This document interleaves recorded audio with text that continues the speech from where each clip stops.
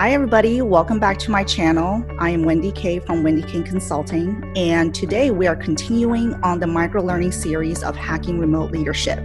This is part 2, and it's all about how to be an authentic leader when trying to lead your team through a remote environment.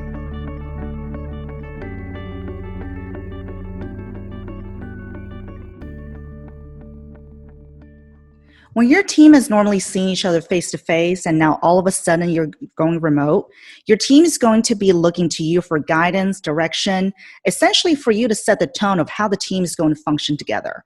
So there are a couple things you need to do first. You have to be honest and transparent about the reality of remote work.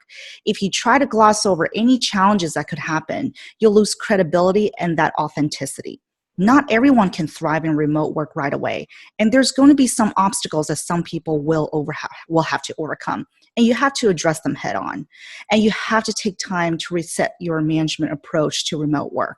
It doesn't mean that you have to become a completely different leader, but this is a great opportunity to re-examine how you are managing the day-to-day with your team.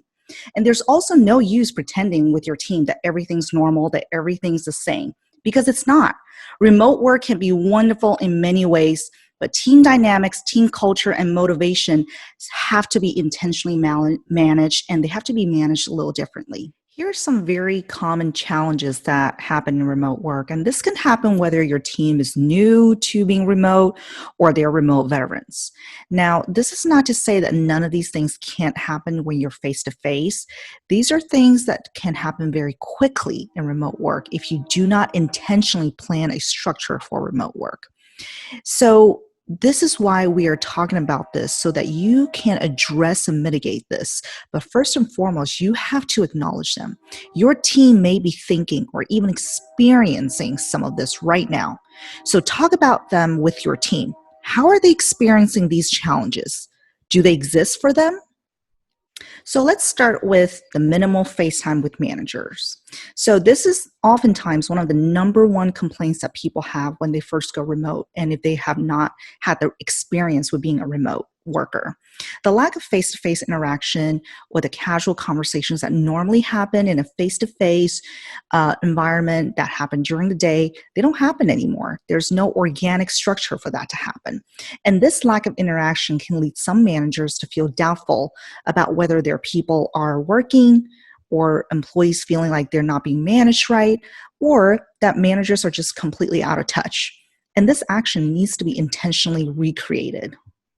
Social isolation. I read somewhere that loneliness is not the same as isolation. I thought that was really interesting. Being isolated socially is oftentimes also one of the number one complaints for people when they're working remotely. Especially if you have extroverts on your team, they are most likely going to be the first one to suffer from it from the very beginning when you go remote. But eventually, that isolation gets to everybody. So, and as a leader, you need to be on the lookout to distinguish between just the common effect of people feeling isolated versus people feeling lonely. And there is a difference, and we'll talk about that later. Distractions at home. This is probably one of the most difficult things to navigate now for many parents, especially during this pandemic. Even if they have had remote work experience before, this whole lockdown and quarantine of daycare facilities and schools being closed has presented another layer of challenges for many parents. They're not only working at home, but they're sharing that space, very possibly also with a partner or spouse, and they have to be taking care of the elderly or their children, and if they have children, probably managing their schoolwork as well. So actively work with your employees to come up with a plan that works for both you and them. Engage with your HR business partner if you need to, if there's other workarounds that you need to come up with your employee. The last one I have on this list is having the lack of immediate access to information.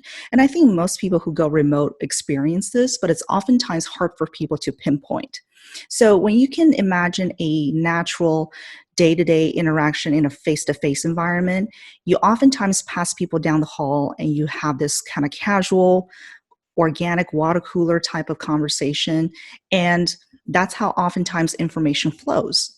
But when you are working remotely, you just don't have that kind of access anymore. You oftentimes may need to wait longer for an answer from a colleague. And this creates just this sense of a loss of mutual knowledge.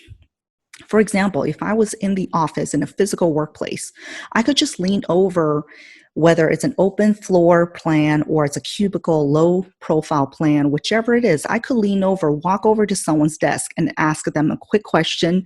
And most likely I may have an immediate answer right there and then.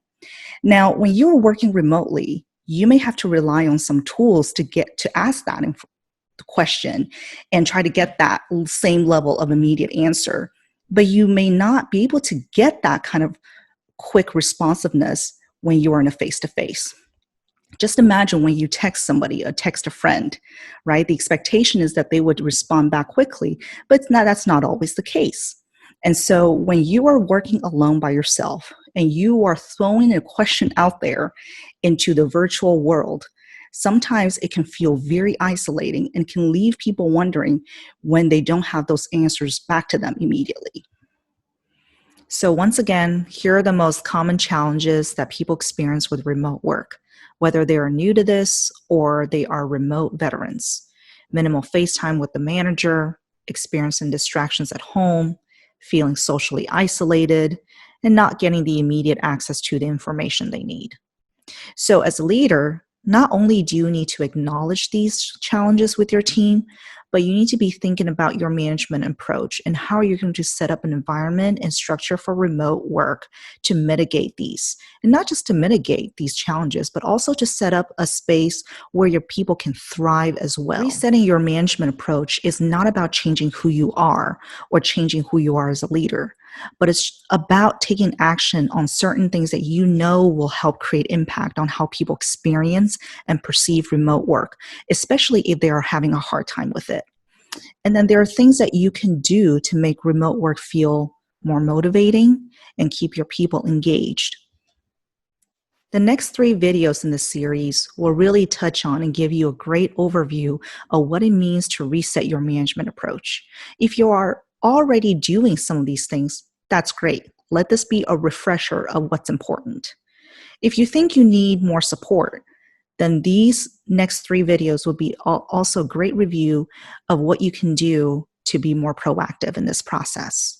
So I've bucketed the next 3 videos under these 3 things: include people, create the new normal, and showing empathy.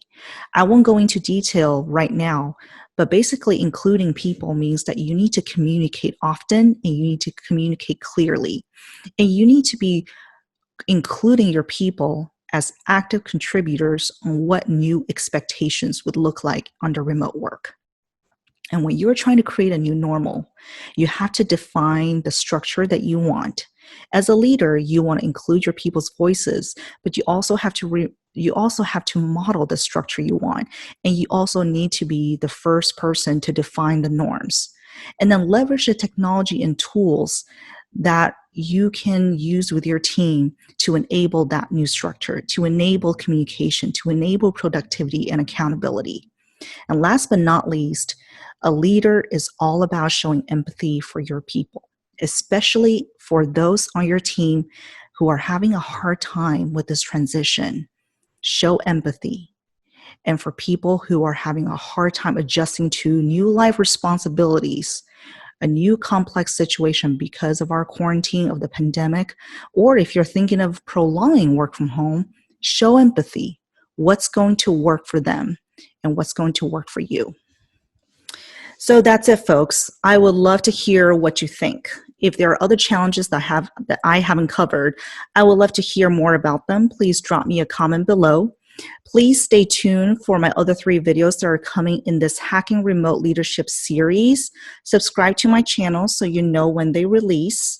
And as always, you can always email me if you need to reach out to me. And if you think we could partner together or work together, feel free to drop me a note as well, either on my website or through my email. And stay tuned and have a great day.